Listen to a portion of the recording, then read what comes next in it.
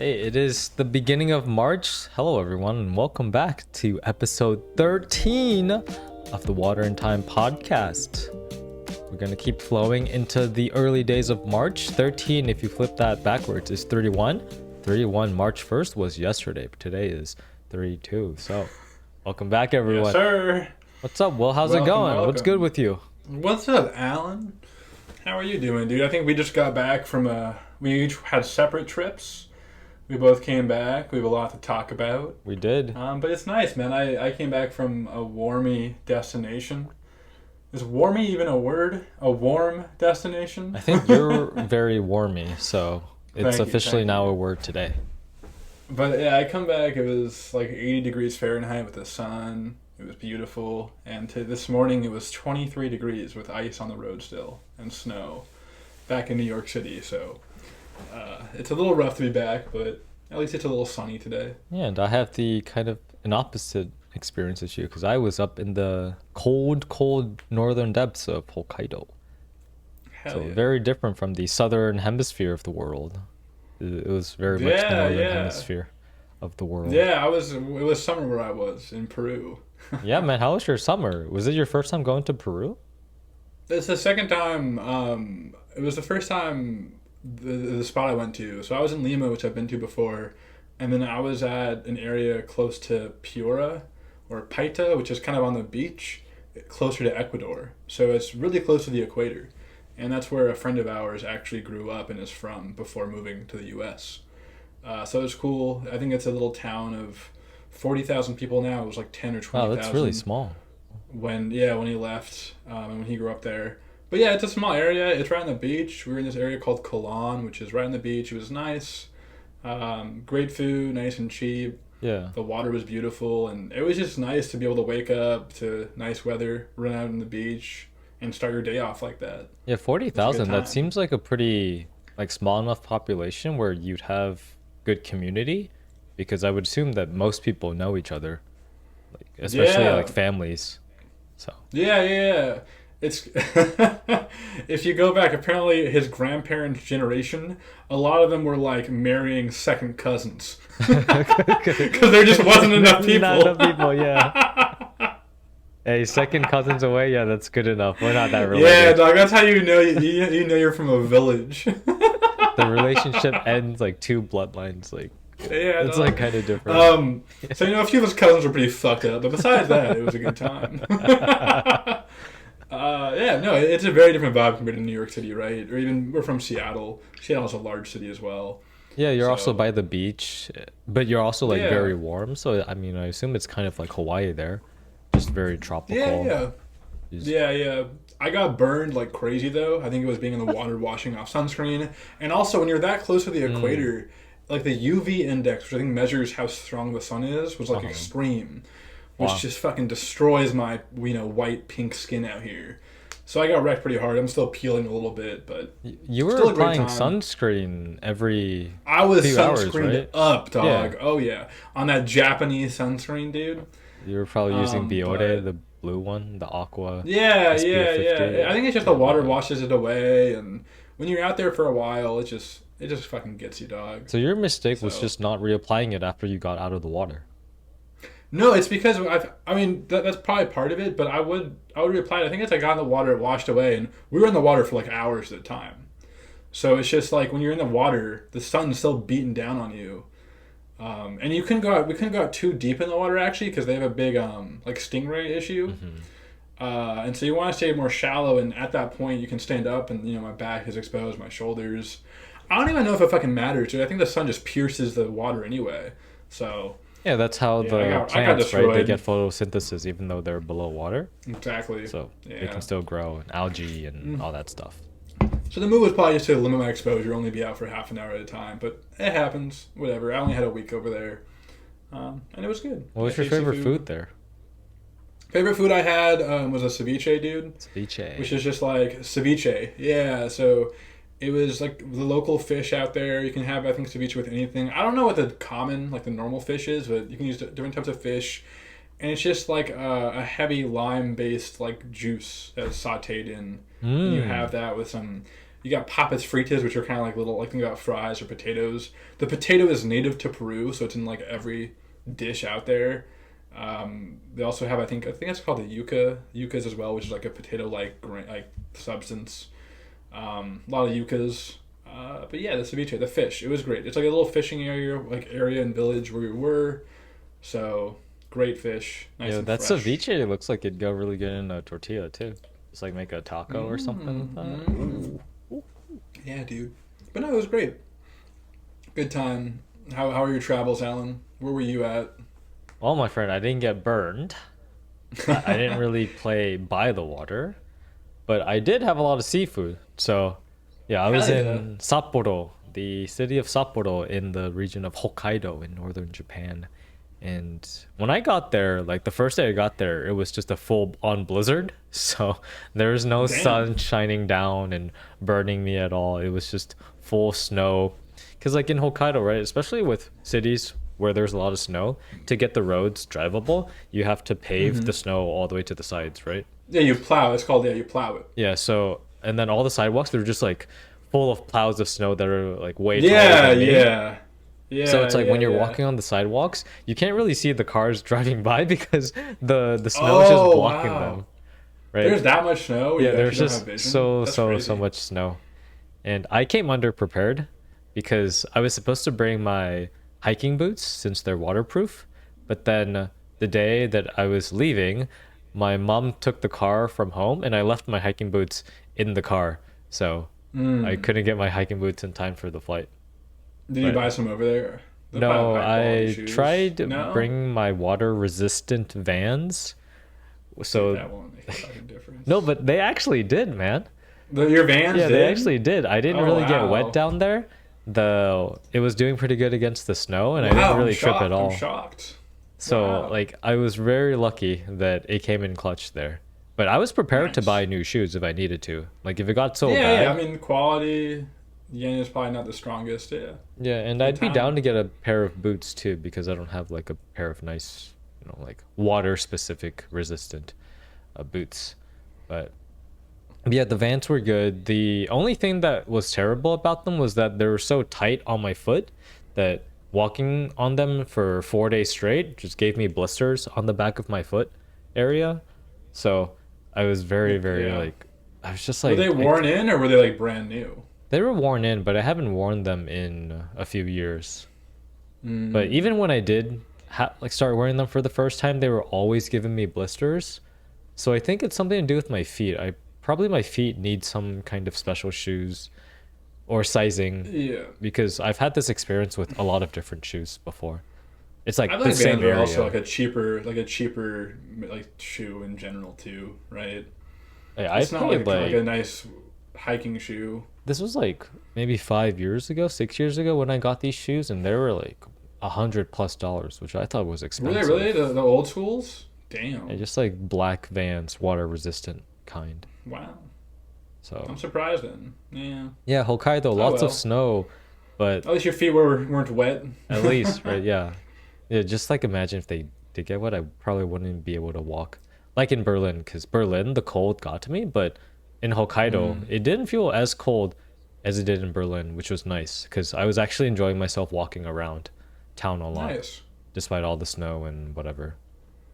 So Cool, dude. What did you do there though? So you're in Hokkaido. I'm sure you're doing more than just walking around, right? yeah, there were a few things we did. So I checked out the Sapporo Beer Museum. That was probably one of the coolest Hell yeah, highlights. that's awesome. Yeah, Yeah, yeah, they yeah. just give you a history of how Sapporo beer came about, just a lot of the lore there, a lot of advertisements from back in the day. It was cool seeing a lot cool. of the OG posters from like 1920s to 2000s, and there's a lot of like women advertising the Sapporo beer, and I thought the posters there were pretty cool.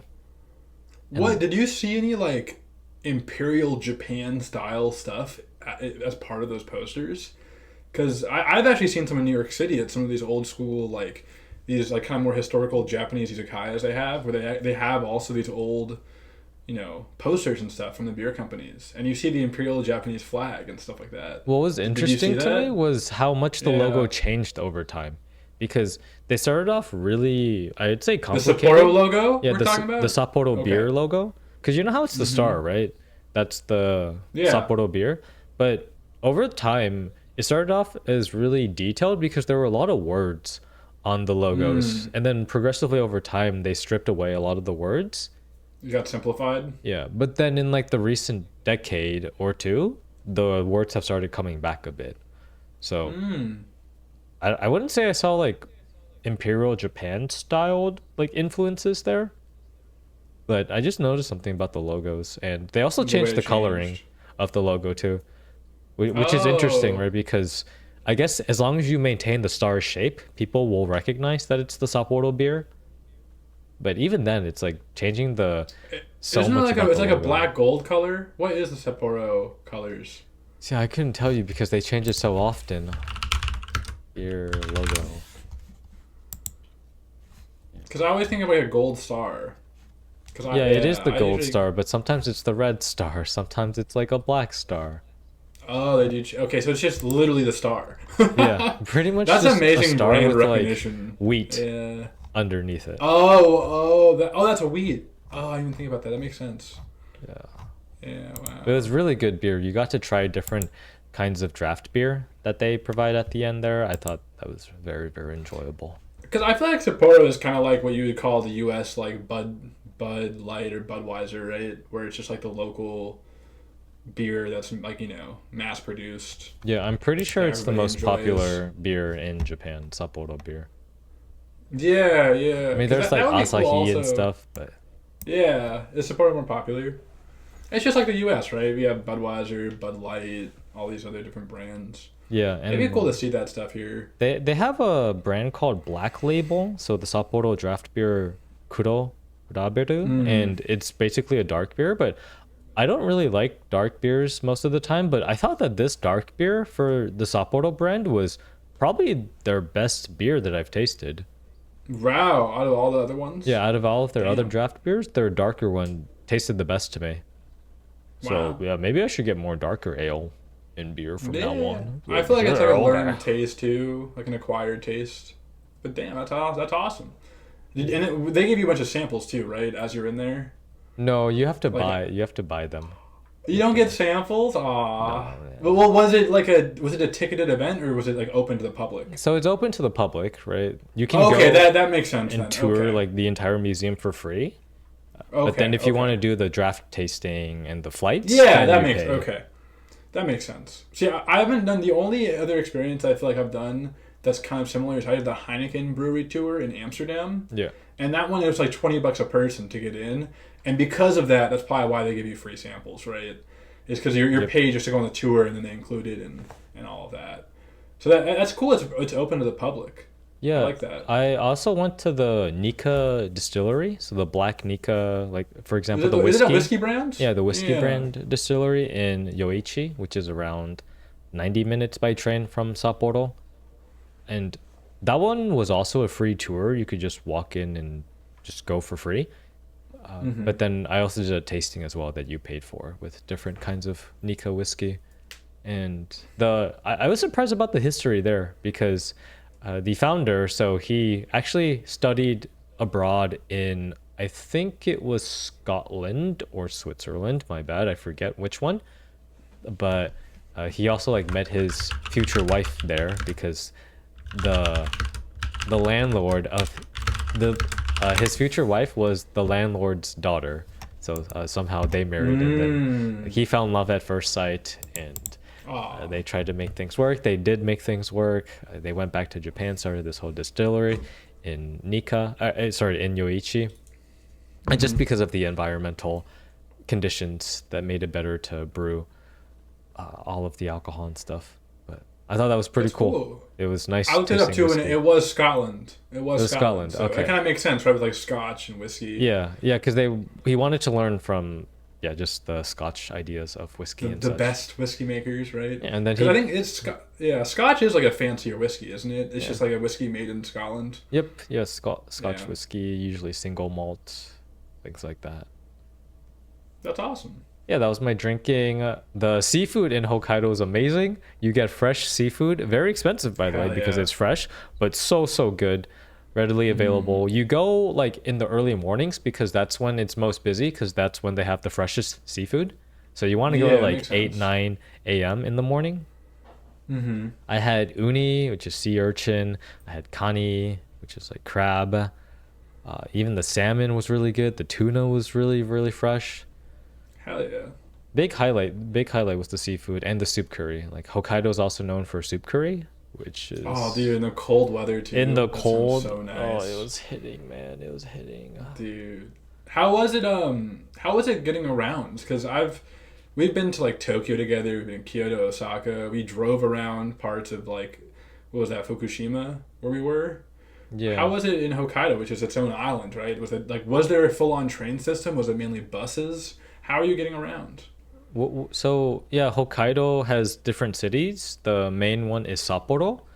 Yeah, What do you think the population is of Sapporo, the city? the city itself. Yeah, and for reference, I think Tokyo, we'll say it's like 9 million, 10 million people. I'm guessing you have 1 or 2 million people there. I'm guessing it's pretty large. Yeah, it's like 1.8 million people. Yeah, 1.8 Yeah, million. which is like the size of Kyoto, which is the size of like in Or Osaka, Seattle. for example. How that? No, Seattle's A little like bit less than Seattle. 500,000 people. It's not as dense Oh, as like the like other are we not like cities. the city? Okay, like the city itself. Versus, I thought Seattle was more.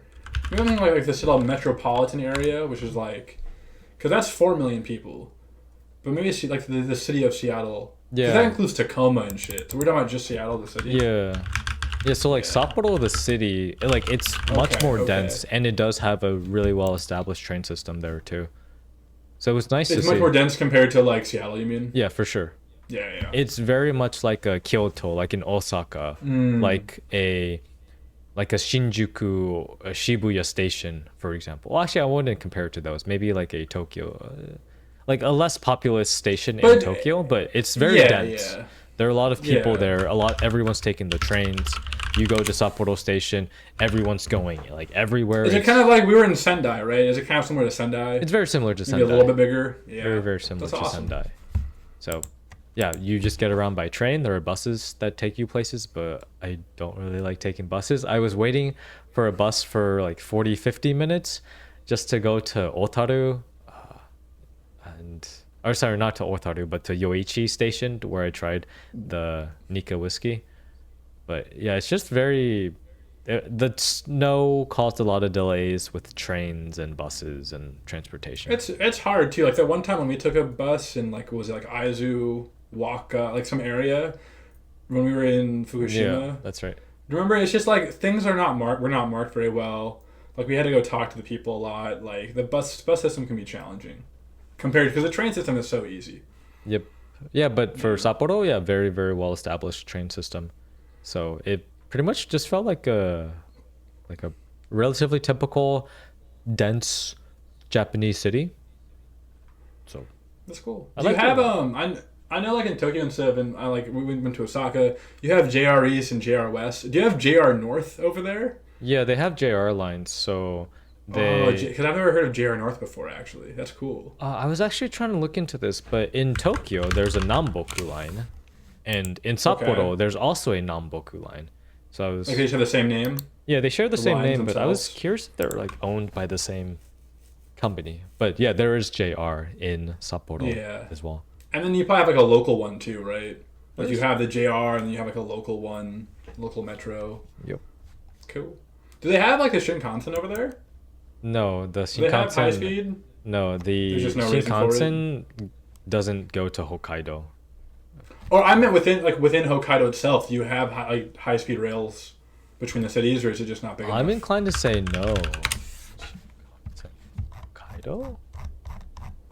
Or like, because is Oh, Shinkansen apparently is that there owned is. by JR? Because yeah, it wouldn't surprise me if like some people, because Hokkaido's pretty large, isn't it? Like even though it's Sapporo's a big city, but if you're going from, I don't know. Oh, okay. Yeah, it looks like it connects Honshu to Hokkaido via the Seikan Honshu. Tunnel. Oh, I don't even know what Honshu is. Interesting. Oh, okay. Yeah, cool. There is. That's news to me. I didn't know that. Well, I think it just goes to show how fucking large Hokkaido is. Also, Like, just it's goes its to own show how well established area, yeah. these Yeah. islands are in Japan.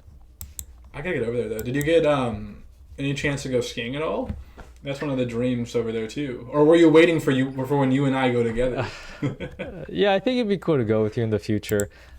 We tried to, like, there is like a potential plan, but it never really came to fruition.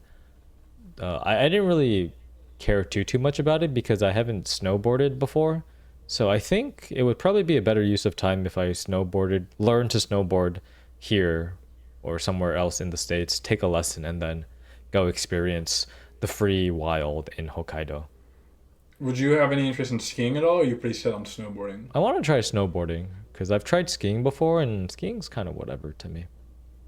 So I want to That's do the one more like snowboarding because I've I'm a pretty solid longboarded. skier, but you Oh, okay. longboarded, yeah. See, I would do it with you though because I've like gone snowboarding once or twice now, but it'd be fun because I would also suck. Yeah, exactly. Because skiing, I'm like a very good skier, so I could handle I think a lot, but it'd be more fun to do stuff together like at the same level. Yeah, So that'd be cool. I enjoyed the snow a lot. So we did like go up to a city view, like taking a Mm. gondola up for like 20 minutes to see a high view that's covered in snow, and then you can see the city, the entire city, from the view. That was really nice. And then I was just messing around the snow a lot. I just chilled in it and laid in it. It was just really nice to see snow during the winter season. Yeah, especially 'cause, like being from Seattle, we have like some mountains and stuff nearby, but the city itself, like 2 inches of snow is crazy. They've had some more storms. Like growing up, we just didn't see a lot of snow. So it's cool to And see a real also in the city. recent Yeah. winters in Seattle, they've been warmer than usual. Mm-hmm. So Mm-hmm. yeah, we haven't had snow in Seattle this year at all.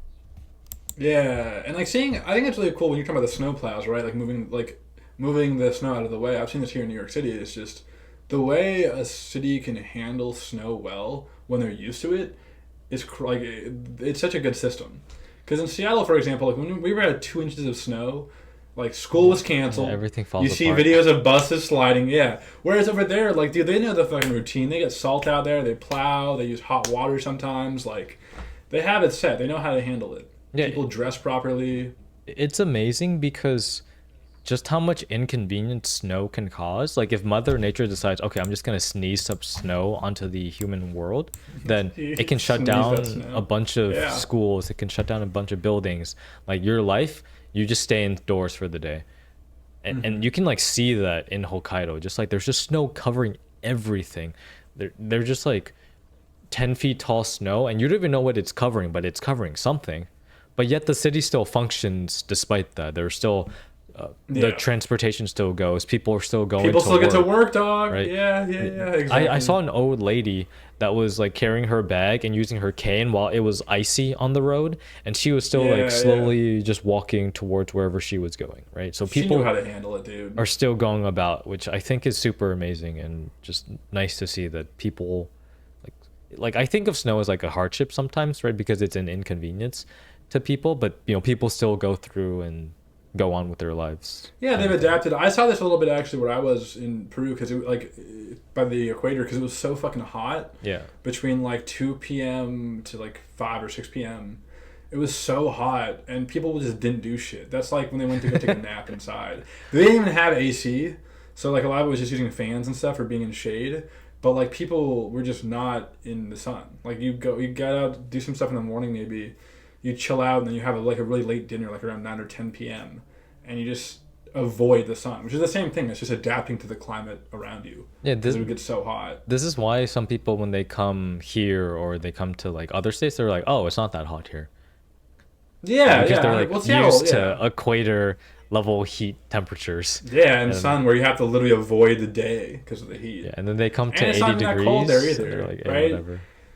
Like it's not that cold either. People, yeah, like Seattle is very mild. After traveling a little bit more, I think you learn that, right? It's a pretty mild temperature. Yeah. Yeah. Yeah, we All had right, pretty all right. different experiences. Of this trip, I want to know. You kind of talked about it, but we want to solidify it. The favorite food. One individual favorite food you had. It could be because of the atmosphere or like the environment, but a favorite food, Super. a specific favorite moment, and then as part of this trip, biggest like cultural difference you saw. You've been to Japan several times, but maybe the difference of the snow. I don't know. Those three questions I have for you though. Yeah, I'll say favorite food, soup curry, 100%. Soup curry. Soup What curry. was like a specific soup curry? Is there a name for it, or just if we just look up Hokkaido soup curry? Yeah, they're known for using just different ingredients in there. Just the broth is super tasty. You can get seafood there if you want. Just so good, man. Oh, so good. Favorite moment?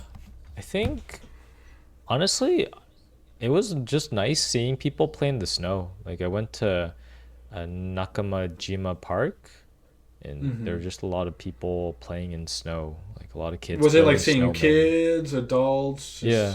Yeah, it makes me happy when I see people playing in the snow. Because it's very Nice. peaceful.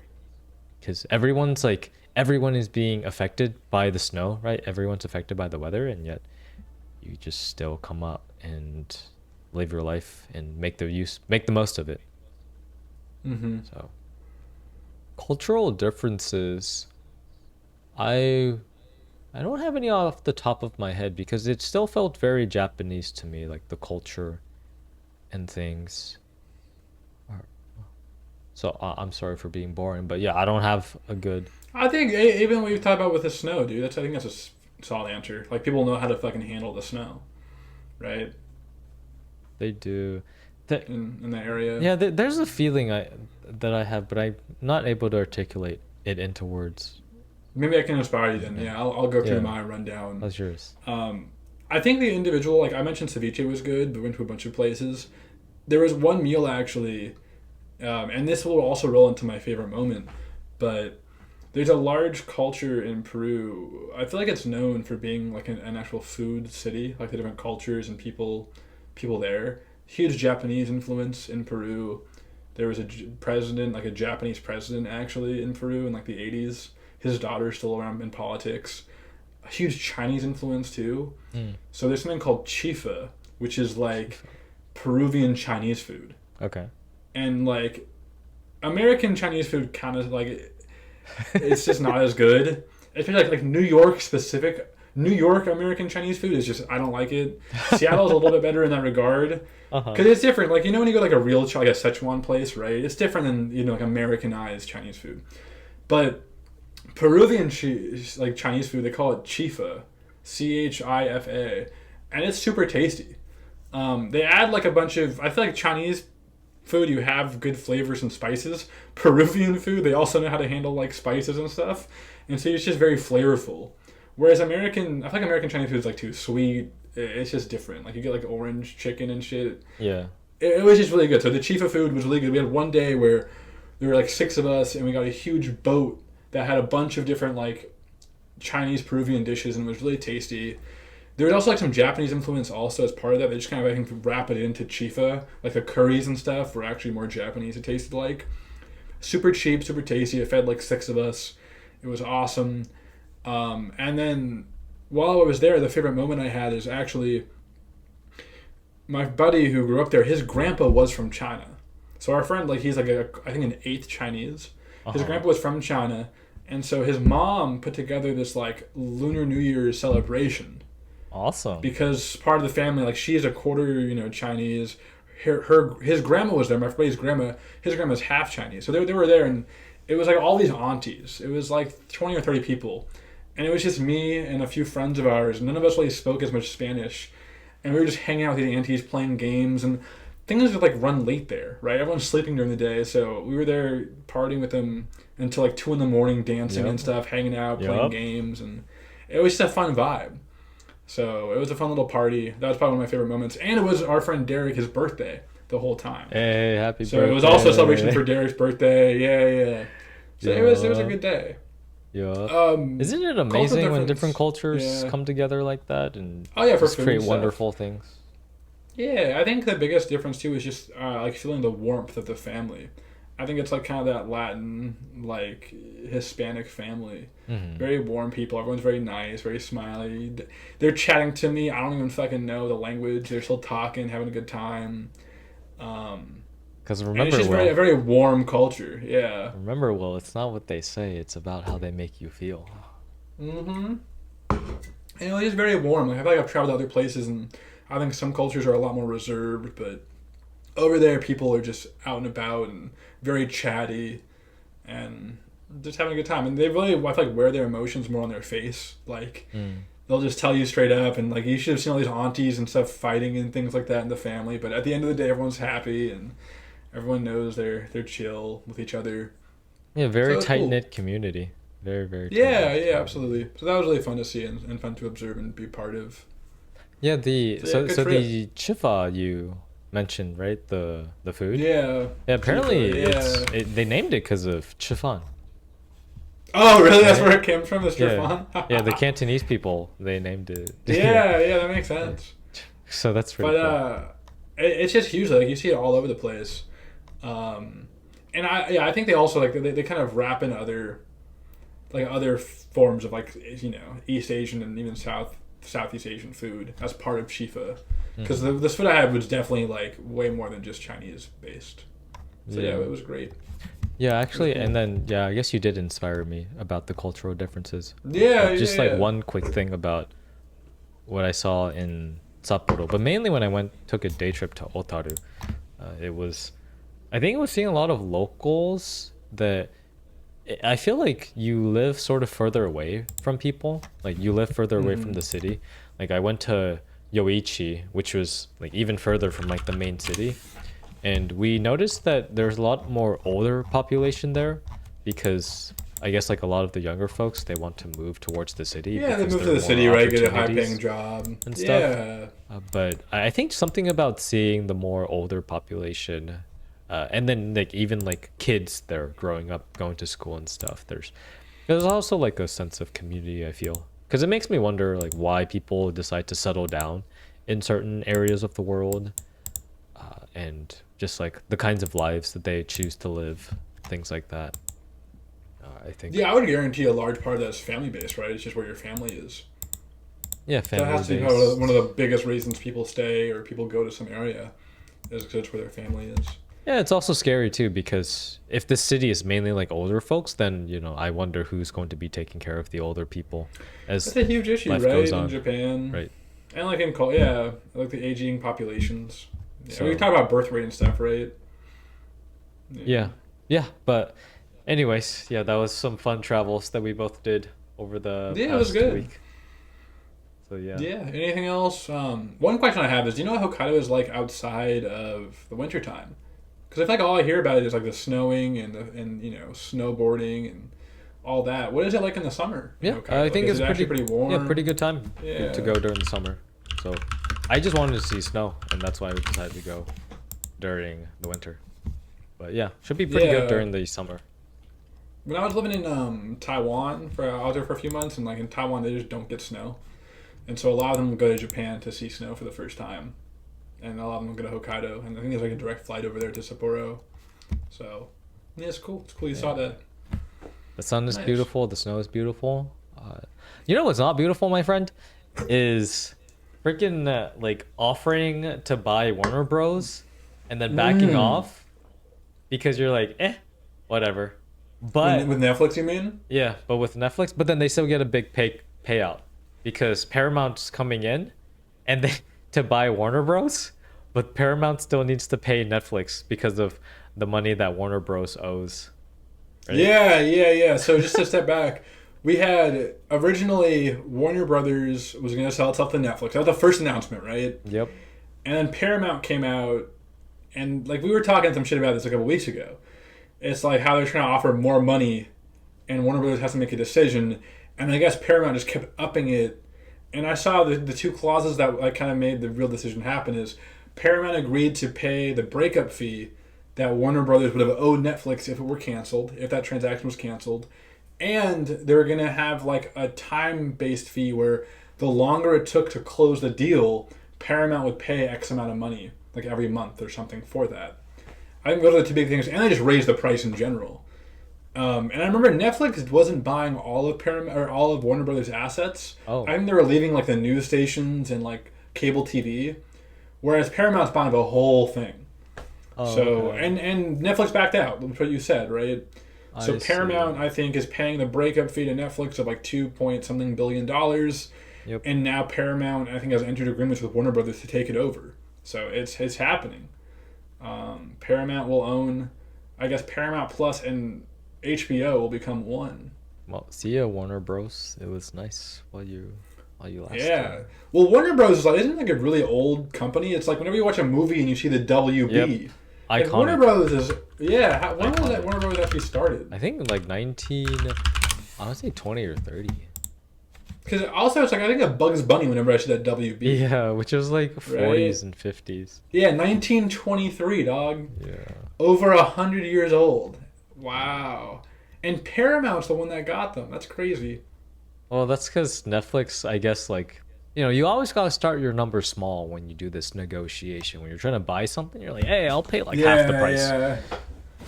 Because the best memes were like, it's okay. Netflix will buy both of them in 5 or 10 years. Because they'll fail. Because Paramount will completely fail. Yeah. So, we'll see.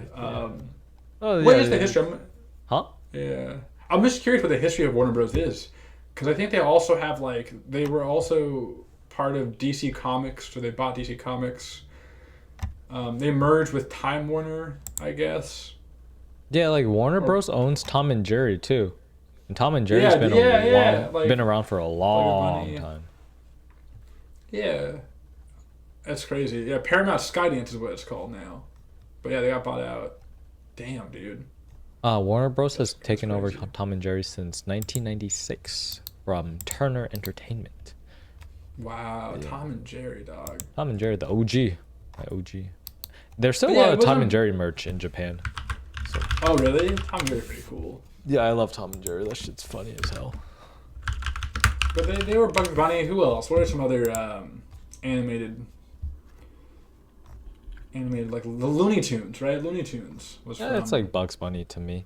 From that, this is Bugs Bunny. Yeah, I mean, yeah, they have the Batman, Superman, the DC universe as part of DC. Warner Bros. So it's like, oh, maybe we're just gonna combine, like maybe, just combine a lot of these superhero things into Paramount or Netflix, whichever one. Oh well, that was pretty crazy to see. Yeah, that's a fun little update.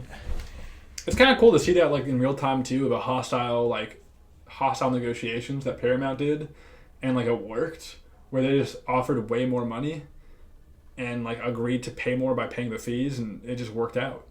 And like Netflix is cool with it. It sounds like too, like they don't want to overpay for it. Is like a statement I saw from their co-CEOs. It's too expensive. It's not worth upping the price. So it happens. I think it's cool that you have these gigantic, humongous titans of companies still have different perspectives on how much a company is worth. Yeah. And it's kind of cool to see, like, there is competition, right? Like, they are fighting for it, which is kind of cool to see. That's good. It makes me feel better, I think, as a consumer, right? That there's still competition among the huge companies. That is very, very So that's good. Yeah. That was big. You know what doesn't really have competition, I feel like Pokemon doesn't have much competition. Pokemon. Do you know what I mean? Because who can match the level of cultural relevance that Pokemon has? I feel like Yu-Gi-Oh got pretty big. But Pokemon's like multi-billion-dollar industry. Maybe Minecraft? Yeah. Minecraft might be worth more than Pokemon. Yeah, but everyone knows Pokemon. Does everyone? I'm not like I'm just trying to think because I'm trying to challenge your question of like what. I don't think there's anything that like from the same time period, right? Of like being 30 years old, they just had their anniversary. I can't think of anything. I don't even know how many Pokemon are out there now, but yeah, they had their 30-year anniversary. I was talking to a buddy of mine, so like regarding Pokemon, I just got the new FireRed. Or I actually got the LeafGreen version of the re-release for Switch. Yo. I got that. I've only had it for like a day and a half. I already think I have 6 hours into it. Yeah. I'm at the 5th gym leader, I think, right now. It's pretty good for 5 hours in. I remember, I think that was a pretty good. Six or 7, but I'm skipping a bunch of shit, dude, because I never actually played these ones. Oh, you haven't? I played blue version. Yeah. And I played a little bit of FireRed that was my buddy's. I never actually played it through. So yeah, I for me, it's a great experience. You know, I think like when we got FireRed LeafGreen for the first time back in 2004, I think, like we as kids, we were like, wow, this is like a great adaptation of the original Red and Blue. Yeah. Like it was amazing getting these on the modern Game Boy console or Game Boy Advance console. I never did that though. I never played it. That's crazy. I never played the Yeah, like Fire Red, Leaf Green, I think Leaf is Green. very beloved by the community, just because Yeah. of how much content there is and just how much care they put into the games. Why did you choose Leaf Green over Fire Red? Because I thought all my friends would choose Fire Red because it just looks cooler, and So that you was the chose only the one. less cool one. Yeah, because I was like, okay, I want to have an opposite version of my friends. Uh-huh. Most of them will choose Fire Red, which is what's happening. Because I don't know, I know two other people. They both got Fire Red, so it's kind of working. Yeah. And I was like, I want to be special. It was also because I had played Fire Red. So I remember on the school bus when I was like in third grade or whatever, I traded I think it was my Emerald version or my like Ruby, one of the old Pokemon games, to play this guy's Fire Red for like a couple weeks. Yeah. And that's the only time I ever played it. And I always played the start because I didn't want to overwrite his save file, and so I kept making a new save every time. Every time. Oh my god. And then I never saved it. So I've gotten to I never got past like the second or third gym leader. So for me right now, I'm having a great time playing new stuff. I But that thought was you my might have experience, chosen Leaf Green because of the different exclusive Pokemon you get in Leaf Green. That was kind of part of it, but no, it was mainly it's like what other one my friends probably not have, and because I know at the end of the day I'm just gonna trade with my buddies. Like we're all gonna trade, so it'll be all good. So I was thinking of getting Leaf Green because I had Leaf Green as a kid, and that was like Oh, one of my okay. favorite games. And my sister had Fire Red, so I think we could trade things there. But should I get Leaf Green or should I get Fire Red, man? I don't know. See, I don't know. I would say get Fire Red so I can trade with you, but you do you. See, Yeah, I'm a little bit jealous because my sister was 5 years younger than me, and so we never played games together. But your sister's closer in age, right? Yeah, we just played the some same bullshit. games like Yeah, dude, Pokemon, see, Mega Man, and stuff. Mega Man was fun. Yeah. Yeah, but yeah, I think I'll probably choose Fire Red because it has Scizor, and I like Scizor. Oh, that's cool. Yeah, but then get one for me, and we'll trade up, dog. All right, Mesh. Yeah, but we can't trade online. We have to trade in person. Is that what you're telling me? Yeah. Yeah, you have to change. Yeah, I don't think they changed a lot of the code base. All I know that's different than the original one is you get like the event stuff, I think, to catch the legendaries. Oh, awesome. So I think once you beat the Elite Four, you automatically get the item that you need to go to the island to catch Oh, thank those. God. Oh, thank God. So that's one thing I know that's different. Yeah. Yeah, like all the like event exclusive legendaries from back in the day with the early Pokemon games were so inaccessible for a lot of kids because Yeah, I never even knew you about these events, right? yeah, you had to go to Japan to get a special ticket, and then that's how like a way for you to get. They never did that in the U.S. didn't have that though. Like It was so rare. It was so rare. So you basically just had to live in Japan or get a Game Shark, and just import it in. So. Yeah. Yeah, I'm glad to hear that they can do that. So yeah, I'll Yeah, probably dude, get Fire Red. Yeah, get Fire Red. Then we'll trade too. I'll be back in Seattle in May. Get a little trading going. Yo. I have a fucking Kadabra I got to trade to evolve become it. an Alakazam, dog. He's hella good. Like, a lot of poison bitches against Team Rocket and stuff. Fucking getting a psychic person's hella good. And I was curious, so this is like the 3rd gen game. Fire Red, Leaf Green. Yep. The last game I played, I thought it was 3rd gen, but it's actually 4th gen. I played Pearl for the DS, which I believe was 4th gen Pokemon. Yep. Diamond, Pearl, Platinum. Do you know what generation? I see we have Wind and Waves was announced, the newest Pokemon for Switch 2. Do you know what generation that would be, Mr. Allen? I think that's generation 10 or 11. Because the last generation I played was, I think, 7. And I forgot what Sun and Moon was. Like, I forgot like how that game went. But yeah, I think we've had an 8, we've had a 9. I think we might be on generation 11. Is Winds, Waves. Yeah, I'm gonna look it up. What Yeah, generation? it's of generation Pokemon 10. Winds and Waves? Generation 10. Generation 10. Gen 10. Wow, that's crazy. Yeah. 10 batches of Pokemon. Did you see the starters for them? Yeah, dude, they have a green Torchic now. Yeah. I saw that shit. Yeah, dude. If I ever get the game, I don't think I will, but I would choose BROWT because it's the funniest one. Like it looks like it's just pissed off at you, but it's just like what? It's weird. I feel like they're running out of ideas because isn't there already like a water-based Toad Pokemon? I remember that from Generation Froakie. 3 from Yeah, my Froakie. Emerald. Yeah. Or was it Generation 3 or Generation 4? I think it was generation 5 or 6. Was it Generation 5? Yeah, it was 6. It was 6. It was 6. Froakie Generation was 6? generation 6. No, it was like a toxic.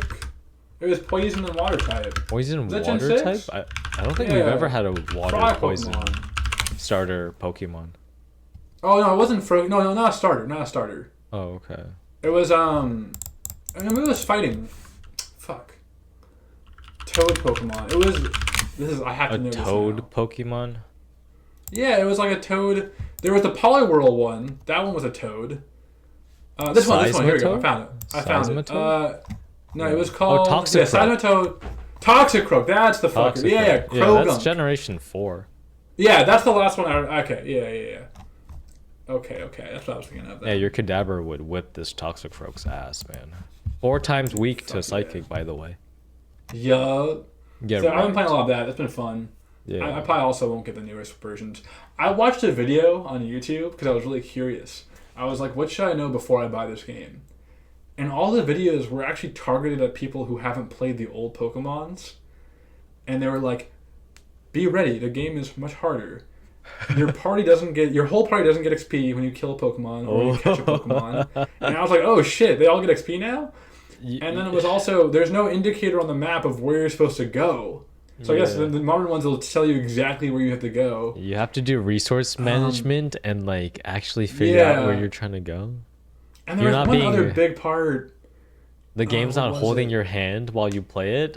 Insane. I can't remember the last big one, but it was things like this, and I was like, wow, these games they've changed a lot.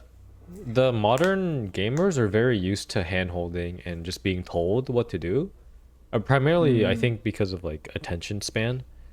Because like, yeah, back in the day, even with like Mega Man games, Pokemon games, you really had to look up guides if you really wanted to know how to get things. I remember that shit, dude. Like game facts. You could buy a physical guide too. I had one for Ratchet and Clank. I remember that on PlayStation. I had my physical guide for Pokemon Diamond and Pearl, and that was like hell yeah, one of the coolest books I've ever had. Yeah, those are awesome. I think that might be it. I also feel like everyone plays games now. I feel like it's just also way more accessible. I think back in the day, it was less people. You had to search it out more because of that. You would get made fun of and stuff because you're a nerd. That might be part of it too. But I think what you said makes some sense because I know Dark Souls was so successful because it was known as a very hard game. And every now and then you get those games that are hard and people love it. Because you're right, I think games are probably getting easier. I think since you have a lot of games, it's good that most of them hold your hand. But it's also, I think it should be necessary to have the occasional games that don't hold your hand.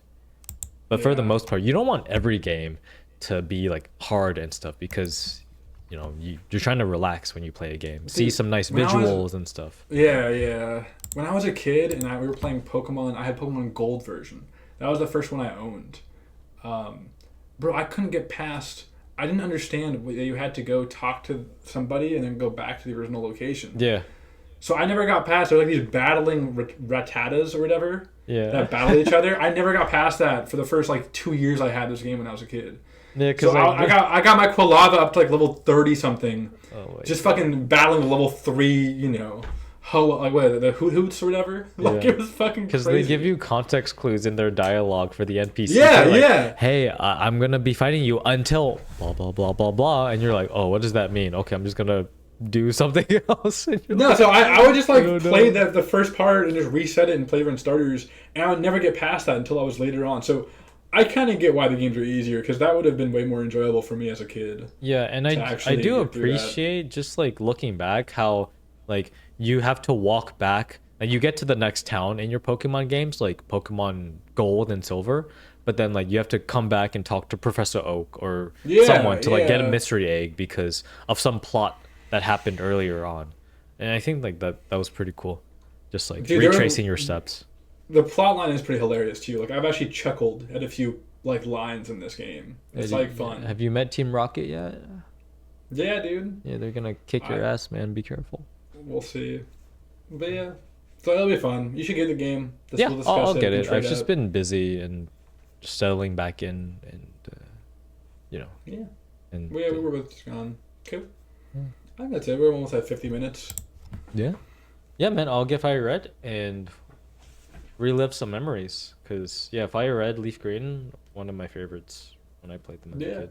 I think you'll have a lot of fun. So let me know how you find the game. Yeah, I think it's one thing so far is you've already played it, right? So I'm not spoiling it. But it's been a long time. Okay, I'm not gonna say anything because like it is harder for sure. It's also like when you acquire things in the game is a lot different than I think the more recent ones, where you just kind of get what you need right away. Or like if you get a badge that allows you to use some ability, you get that fucking ability like ASAP. This game is not like that at all. You know what I remember is like FireRed LeafGreen specifically is if you pick Charmander, which is I think the most popular starter, you get kind of like gated and bricked because the first two gym leaders are rock and water. Yeah, and they just hard countered Charmander. So if you're one of the kids that are like, oh, I just want to make my starter the only person I use, the only Pokemon I use, and level them up, you just get bricked by Brock and Misty. In speedruns, I know they use like the Squirtle and they use like Nidoran. I know for the speedrunners, they use like Nidoking and stuff. That's cool. Yeah, dude. Yeah. Who are you gonna choose as your starter? You gonna choose? Charmander? I think Bulbasaur. I want Bulbasaur. That's pretty good. And yeah. I actually didn't even use him for the first gym, but the second gym I did. It was nice. But you can get a Paris though on the way over there. Like, you can get grass Pokemon before the second gym, even if you don't get Bulbasaur. Like there are options. So. I think it's because I didn't really like those bug type Pokemons like Paris. I'm like, yeah, whatever. It's just it's not that cool. So yeah, dude.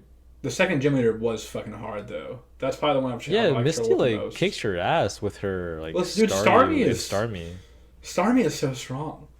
Like it's a beast Pokemon, and I didn't do. There's like this whole other quest line if you go up from the city where you go do like. I didn't do those initially, so I went straight to the gym. So I was just kind of weak. So that was also part of it. It's like the Nugget Trail, I think. You can get like a golden nugget and sell it for 5,000 Poke. Bro, is it worth holding on to that shit? I think with nuggets you should just sell them. There's no actual. I always hold all my shit. The point of them is that you just get a big chunk of 5,000. Like Poke. I don't need the money for any reason. I have enough Pokeballs, dog. No man, you gotta buy some Premier Balls and buy some medicine. Bro, I bought 10 Pokeballs and I didn't get a Premier Ball. I think you unlock that later on. You have to wait. Damn. Oh well. So it's fine. I've also not looked up anything. Yeah, that's also how I'm experiencing this game. Is like I'm not looking up anything, and it's actually been a little challenging. Good. Like of what to do, or like where to be, or feeling like I'm not where I should be. It's pretty funny. Yeah. Hey man, just remember wherever you are in the world, Gary is always one step ahead. I named mine Joao based off of our friend, but yes, Joao is always ahead of me. It's true, bro. He was whooping my ass. It's crazy. All right, let's call it.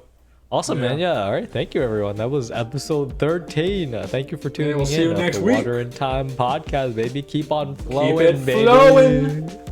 Bye. See ya.